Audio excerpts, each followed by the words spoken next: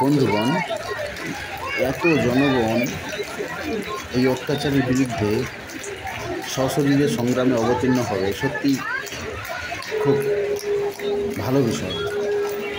জনমত দল নির্বিশেষে এত মানুষ শখের বাজারে কয়েক হাজার, 20,000 তো মিনিমাম একসঙ্গে জড়ো হয়েছে সকলের আন্দোলন যে উপযুক্ত শাস্তি দিতে হয়। পুলিশ প্রশাসন তার যা সার্ভার, তার যা সিস্টেম, চাইলেই কিন্তু দোষীকে 1 সপ্তাহ তো অনেক বেশি, কয়েক ঘন্টার মধ্যে তাকে অ্যারেস্ট করা সম্ভব বর্তমান প্রযুক্তিবিদ্যা। সেটি যদি মন্ত্রী কিংবা অন্যান্য কোনো প্রেশার থাকে তাহলে সেটা লিখতে পারে। দূর থেকে দূর পর্যন্ত রিশতেদার সম্পর্ক প্রত্যেকটি মোবাইল ট্র্যাকে ফেলে এবং লাস্ট গন্তব্যস্থল সে কোথা থেকে কোথায় গিয়েছে সিসিটিভি ফুটেজ সমস্ত চেক করলে তাকে সহজে ধরে ফেলা যায়। যে 4 জন পশু এরকম অত্যাচার করেছে একজন পড়ুয়ার উপরে, সত্যি জঘন্য থেকে জঘন্যতম নিকৃষ্টতম একটি বাজে ঘটনা পশ্চিমবঙ্গের বুকে ঘটে গেল।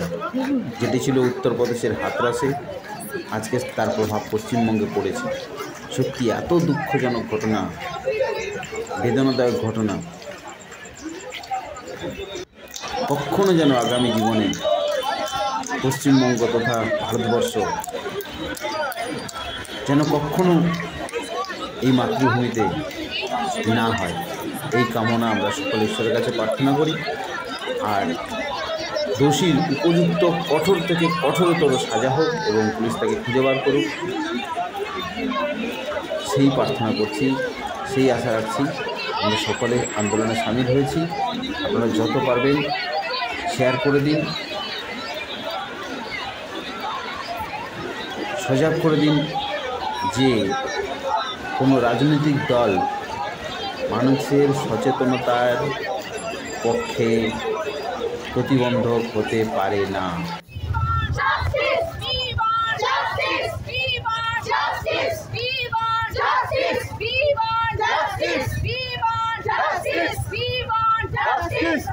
কলকাতার মানুষ ছোট থেকে বড় সকলেই আজ প্রতিবাদের ভাষা নিয়ে রাস্তায় নেমে পড়েছে। পুলিশ প্রশাসন সরকার কেউ রুখতে পারবে না। এরা তুফানের থেকেও আরও বেশি গতিসম্পন্ন। পশ্চিমবঙ্গ নয়, সারা ভারতবর্ষকে জানিয়ে ছাড়বে যে কোনো কিছুর অন্যায়ের বিরুদ্ধে পশ্চিমবঙ্গের সচেতন মানুষ অনেকখানি এগিয়ে। সবাই সঙ্গে থাকুন। ধন্যবাদ।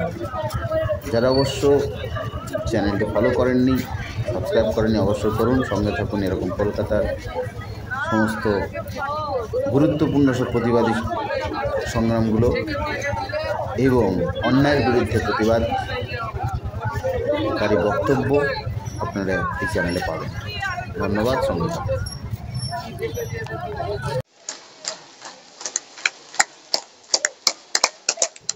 কখনো কোনো মন্ত্রী আমলার ছেলেকে কোনো দেশের জন্য কোনোরূপভাবে বরদাস্ত করা যায় না, যাবে না। আর এটি তো হলো আরও জঘন্য থেকে জঘন্য এবং নিকৃষ্টতম কাজ। এর জন্য বিচারপতি যেটি সবথেকে বেশি শাস্তিযোগ্য মনে করবেন তারই ব্যবস্থা করুক, এটুকু জনগণের পক্ষ থেকে আমার অধিক মনের আশা এবং প্রার্থনা।